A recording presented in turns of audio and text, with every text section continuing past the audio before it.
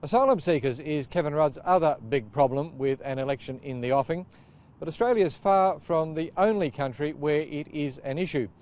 According to the United Nations, no fewer than 45 million people were displaced by violence and persecution last year, a 20-year high. And 80% of the world's refugees are being hosted by the world's poorest countries, one of which is Bangladesh. In the last year, Dhaka has cracked down on migration from neighbouring Myanmar, closing its border and refusing to support asylum seekers.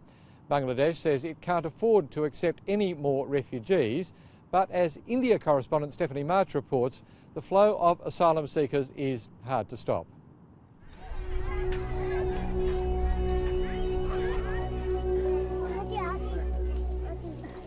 Sura Khatun and her family have been eating boiled leaves and rice for the past 3 days. It's a normal lunch at this unofficial refugee camp in Kutupalong, but her situation could get worse once these pots are empty, that is, and she has no money. My husband is old now, so if I don't go out and beg, we go hungry. They'd rather endure this harsh existence than go back to Myanmar. Like everyone in this camp, Sura Khatun is a Rohingya who's fled violence there. If you see your daughter being dragged in front of you and being violated sexually, would you bear that? Would you allow that to happen? In June and October last year, violence broke out between the Buddhists and the Muslim minority Rohingya in Myanmar's Rakhine state. According to the United Nations, the fighting displaced 140,000 people. Myanmar's President Thein Sein rejects that the violence in Rakhine State was fuelled by religion or ethnicity. He says his government is trying to help the communities there coexist in harmony. The Rohingya have lived there for 200 years, but Thein Sein's government doesn't recognise them as citizens. It regards them as Bangladeshi immigrants, but authorities in Dhaka don't recognise them either. When you're living in the country, the rights are given by your country, by your government. When you are stateless, it means you don't have access to the basic rights, right? Like the rights to employment, rights to education, rights to seek medical care. You would have lots of restrictions. 30,000 Rohingya get aid agency assistance in official refugee camps, but the government refuses to recognise the remaining 200,000 who fend for themselves in one of the many unofficial camps. I'm inside one of the unofficial Rohingya refugee camps. Last year, the Bangladeshi government banned aid agencies and NGOs from working with these people. So when it comes to food and shelter and housing, they don't get any official support. And as you can see, they desperately need it. Their houses are covered with garbage bags, so when the monsoon rains come, they flood very easily. And there's only a handful of toilets to service a population of about 50,000 people. Despite the government crackdown, Rohingya keep coming. Zakia and his 20-year-old daughter Yasmin arrived in Bangladesh 4 months ago. Too scared to talk with us in the camp, they met us at our hotel. Before fleeing Myanmar, Yasmin was working as a language teacher for the UN refugee agency, the UNHCR, when violence broke out. The UNHCR people were being targeted and blacklisted, and already many of them had been arrested. And the authorities have gone to the homes of the UNHCR workers to look for them. So I was afraid my daughter would get arrested because she worked for the UNHCR. To discourage the Rohingya from coming, last year the Bangladeshi government banned aid agencies in the unofficial camps and started turning away boats of asylum seekers. We all know what's happening in the Rakhine state.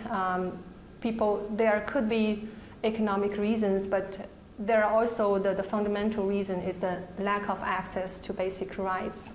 So it's in the international standard to open border, not to push back people. But as one of the poorest nations on earth, Bangladesh can barely look after its existing population, let alone others from neighbouring countries. Each day last year, 23,000 people were forced to flee their homes, twice as many compared with a decade ago. Human history is the history of migration. People migrate, and the laws can't stop that. Bangladesh has another problem with migration, but this one's not about people coming in, it's about people going out. Nila Masaka lives in West Bengal in India, just a few kilometres from Bangladesh, where she was born. We left everything and tried to save our lives. My household things had gone into the river. We had to leave Bangladesh without anything to protect us. Then we came to India.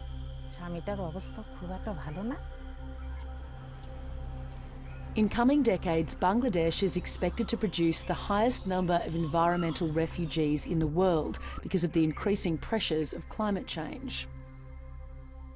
The way the sea level rise is predicted, there will be some places which will not be habitable after 10-15 years. Some people say that it is 35 million people, those who are going to be displaced by 2050. Bangladesh's capital Dhaka is already one of the most densely populated places on earth, with about 1/3 of the city's residents living in slums. When Dhaka and Bangladesh's other cities can no longer cope, the next port of call for many environmental refugees is likely to be India.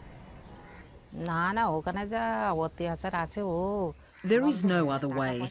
People who are desperate and have no choice will eventually find any means possible to cross over and come here. What we've seen so far is that this influx of people coming in couldn't be stopped in any way. Like Bangladesh, India has reason to be worried about a potential influx of asylum seekers. It's already home to 1/3 of the world's poor. To counter this, India is building a fence along the border and hopes to eventually have the entire 4,000-kilometre frontier walled off. People still find ways to get across, bribing border guards or sneaking over in the dark. The fence hasn't solved the problem, but it has created a new one. Over the past decade, killings and torture have been widespread on the borderline. This is the bloodiest border, I think, in the present world context, because more bloodier than Palestine-Israel border, and I think it's more bloodier than Mexico-USA border. So it is the bloodiest border, and we can call it killing fields. In the past, the Bangladesh government has criticised India for its decision to try to fence off the entire border. Now Bangladesh has decided to build a fence too, but this one will be along the border it shares with Myanmar. Fencing the people, it's like putting people in a kind of prison. This is not a solution. Solution is how you can have more friendlier relationship with the people. Rohingya asylum seeker Zakia is now trying to bring his wife and the 9 children he left behind in Myanmar to Bangladesh. I am afraid.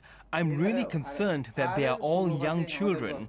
Our house is on the west side of the hills, so they have to walk across the hills to come to Bangladesh. It takes at least 4 hours to cross.